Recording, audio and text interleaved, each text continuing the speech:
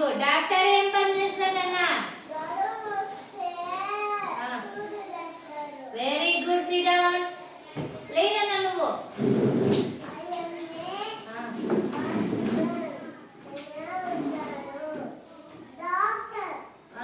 Doctor ఏం పని చేస్తారు? సూది లేస్తారు. Very good. కూర్చో. మేము నువ్వు లేనేనా?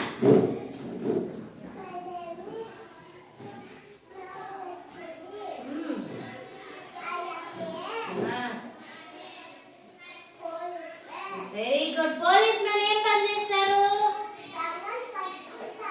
మళ్ళీ దొంగలు పట్టుకుంటారు, జైల్లో వేస్తారు కదా. తప్పు చేయకూడదు. మనం కూడా తప్పు చేస్తే జైల్లో వేస్తారు పోలీస్ పట్టుకోపోయి. ఓకేనా? ఇప్పుడు నేనేమవుతానంటే కథ తెలుసుకుందామా? ఇప్పుడు మీ ఇంట్లో అమ్మ నాన్న ఉన్నారు కదా.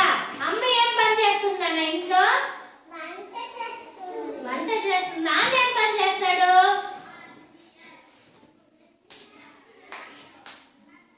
నాన్న ఏం పని చేస్తాడు? పనికి పోతాడు. Very good. పనికి పోతాడు. వంట అమ్మే చేయాలా? ఎవరన్నా చేయొచ్చా? అమ్మే చేయాలా? కాదు, ఎవరన్నా చేయొచ్చు.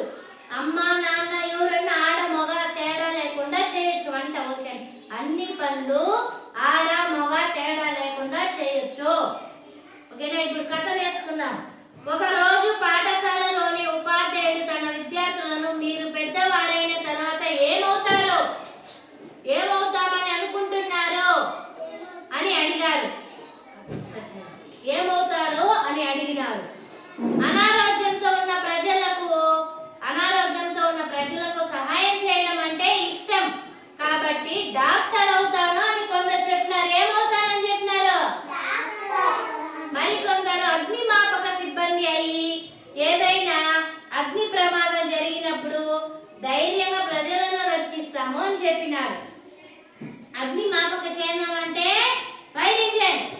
ఫైర్ ఇంజిన్ ఏమి ఏదైనా అంటుకుంటే దాన్ని నీళ్లు తెచ్చి పోస్తారు దానిపైన. దాని పేరే ఫైర్ ఇంజిన్. ఓకేనా? ఫైర్ ఇంజిన్ అవుతాను అని చెప్పినారు. మిగిలిన వారిని కూడా మీరేమవుతారు, మీరు ఏమి అవ్వాలనుకుంటున్నారు, మీకు తెలుసా అని అడిగారు. వినాలి సైలెంట్ గా. పార్టీ పని విను. అదే తరగతిలో నైనా అనే పాప భవనాలు, బ్రిడ్జ్లు, ఫోన్లు, కంప్యూటర్లు తయారు చేయాలి అని కలలు కంటున్నాను అని చెప్పింది. ఏం కలలు?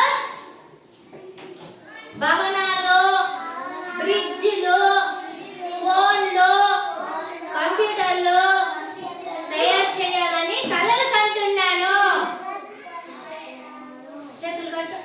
కలలు కంటున్నాను అని చెప్పింది. కాబట్టి నేను ఇంజనీర్ అవుతాను అని చెప్పింది. అదే తరగతిలో ఉన్న రవి, నాకు ఇంట్లో ఉండడం, వంట చేయడం అంటే చాలా ఇష్టం. నేను ఇంట్లో ఉండి మా కుటుంబం, స్నేహితులందరూ తిని ఆనందించడానికి మంచి రుచికరమైన వంట చేసి పెడతాను అని చెప్పాడు. అప్పుడు ఆ తరగతిలో ఉన్న పిల్లలందరూ అబ్బాయిలు వంట చేస్తారా అని ఎగతాళిగా నవ్వినారంట. అప్పుడు రాజు, మా ఇంట్లో మా అమ్మ వంట చేస్తుంది, నేను అమ్మాయిలే వంట చేయాలేమో అనుకున్నాను. మా ఇంట్లో అమ్మ వంట చేస్తుంది, అమ్మాయిలే వంట చేయాలేమో అనుకున్నాను. విమల, మా నాన్న ఇంజనీర్, ఆయన పెద్ద పెద్ద భవనాలు కట్టిస్తారు, అబ్బాయిలు మాత్రమే భవనాలు కట్టించగలరు అని నేను అనుకుంటున్నాను అని చెప్పింది.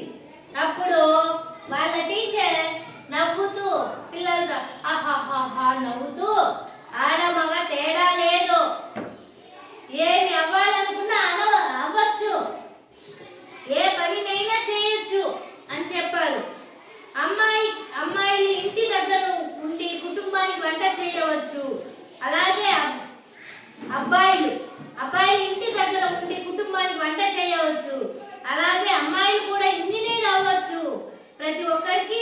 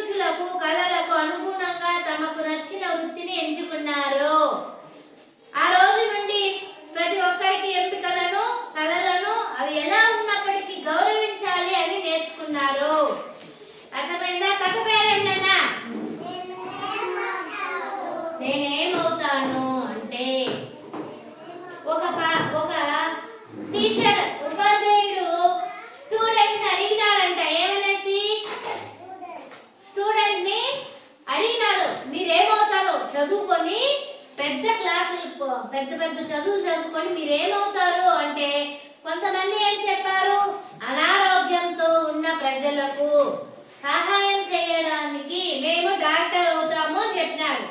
అనారోగ్యం అంటే ఏమి?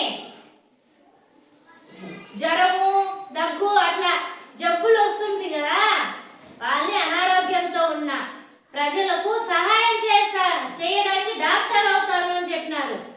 ఇంకా కొంతమంది ఏం చెప్పినారు, అగ్నిమాపక కేంద్రంలో పని చేయడానికి మేము సహాయపడతాము, పెద్ద పెద్ద మంటలు వచ్చినప్పుడు దాన్ని ఆర్పుతాము, పెద్ద పెద్ద ప్రమాదాల నుండి మేము ప్రజలను కాపాడుతాము అని చెప్పినారు. నైనా అనే అమ్మాయి ఏం చెప్పింది, నేను పెద్ద పెద్ద భవనాలు, బ్రిడ్జిలు, ఫోన్లు, కంప్యూటర్లు కనుక్కోవాలని నా కలలు అని చెప్పింది. అప్పుడు ఇంకొక అబ్బాయి ఏమన్నాడు, రవి ఏమన్నాడు, నేను ఇంట్లో ఉండి వంట చేసుకుంటాను, మా ఫ్రెండ్స్కి, బంధువులకి, అమ్మా నాన్నకి అందరికి ఆ వంట పెడతాను రుచిగా అని చెప్పినాడు. అప్పుడు ఆ క్లాస్ లో ఉన్న వాళ్ళంతా అబ్బాయిలు వంట చేస్తారా అని ఎగతాళిగా నవ్వినారంట. ఇంకొక అమ్మాయి, మా నాన్న ఇంజనీరు, అబ్బాయిలు ఇంజనీరే అవ్వాలేమో అనుకుంటున్నాను అని చెప్పింది. అప్పుడు వాళ్ళ నాన్న టీచర్ ఏం చెప్పినా నవ్వతా, అమ్మాయిలు